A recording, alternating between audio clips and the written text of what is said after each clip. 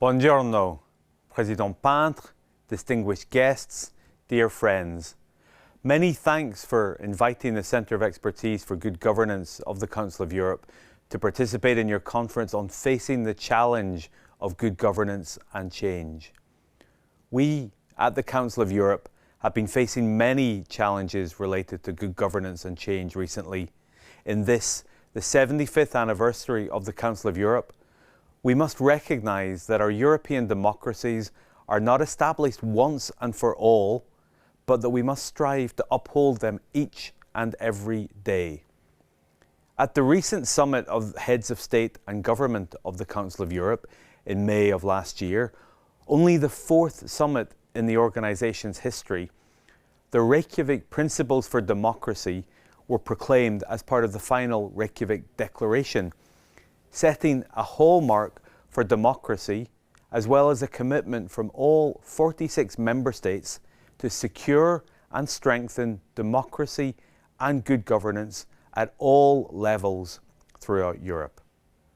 As the declaration recognised, democracy is the only means to ensure that everyone can live in a peaceful, prosperous and free society. In order to strengthen multi-level governance work here in the Council of Europe, the Centre of Expertise for Good Governance is now working at the Congress of Local and Regional Authorities, which is also celebrating an important anniversary this year, the 30th anniversary of the European Charter of Local Self-Government. We are therefore fully aware of how important the work you do as chief executives of local authorities in addressing the many economic, social and environmental challenges of the modern world. It is appropriate that you are meeting together for this conference in Siena, and no doubt you will have had the opportunity to view the allegory of good and bad government, the series of frescoes by Lorenzetti that so graphically illustrate the importance of good governance and the dangers of bad governance. You will have seen these paintings in the Sala de Nove, but behind me you will see the image of the effects of good government on a roll-up presenting the 12 principles of good democratic governance. These 12 principles were endorsed by ministers in the Valencia Declaration in 2008, which led to the establishment of the European Label of Governance Excellence by the Centre of Expertise the following year. In September 2023, as an early step to implement the Reykjavik Principles of Democracy, the Committee of Ministers of the Council of Europe adopted a new, groundbreaking, standard-setting international legal instrument, recommendation of the Committee of Ministers to Member States on the principles of good democratic governance. This recommendation sets out fundamentals of good democratic governance for all levels of government, national, regional and local. These fundamentals cover the core work of the Council of Europe in Fundamental 1, the respect for and protection and promotion of democracy, human rights and the rule of law. Fundamental 2 addresses the observance of the highest standards of public ethics and integrity in the exercise of power and public responsibilities. The third fundamental is the practice of good, sound administration. And the fourth addresses the provision of high-quality public services and economic, social and environmental well-being now and in the future for our citizens.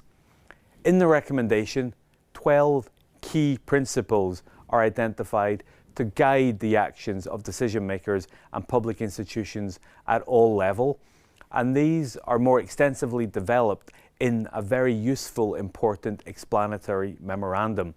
They effectively take the 12 principles of good democratic governance that you see on the roll-up behind me and reorder them, adding detail and explanations and, importantly, making them applicable to both central and local authorities.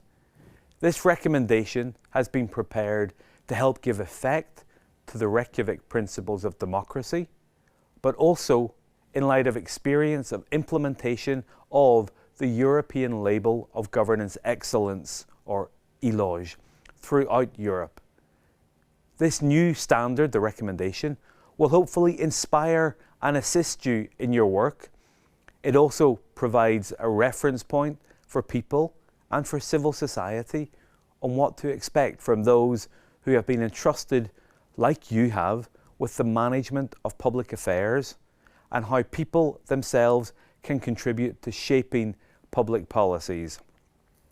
ELOG, which is currently being implemented in some 20 Council of Europe member states, has also now been revised and updated in light of the Reykjavik principles and the Committee of Ministers' recommendation. In 2023, ELOG award ceremonies took place in 9 of our member states, with 99 local authorities from France, Portugal, Poland, Romania, Lithuania, Latvia, Bosnia and Herzegovina, Hungary and Turkey being recognised with the label. In updating the benchmark, we took on board feedback from implementation across Europe, and members of the ELOG platform have also contributed to this. We have simplified procedures and lengthened the accreditation period. We have prepared an online version of the benchmark to help you. UDT has been a strong partner of the Centre of Expertise for Good Governance in the implementation of ELOGs down the years. Going forward, I challenge you to inspire your peers here to further engage in ELOG. They may ask you, what's in it for me? How can it benefit me and my citizens? ELOG is a diagnostic tool which can help you identify areas for improvement in your local administration and in the implementation of policies. ELOG is a political communication tool which enables you to reach out to citizens and staff to help them feel more engaged in local decision making. ELOG is a municipal management tool which can help streamline practice and promote more efficient governance. ELOG is also a measurement tool which can help demonstrate to officials, stakeholders and citizens the improvements that have been delivered. ELOG offers a 360-degree evaluation of good democratic governance of a municipality. ELOG is a means of securing and strengthening democracy and good governance at all levels throughout Europe. Thank you very much for your time and attention. I wish you a very successful conference.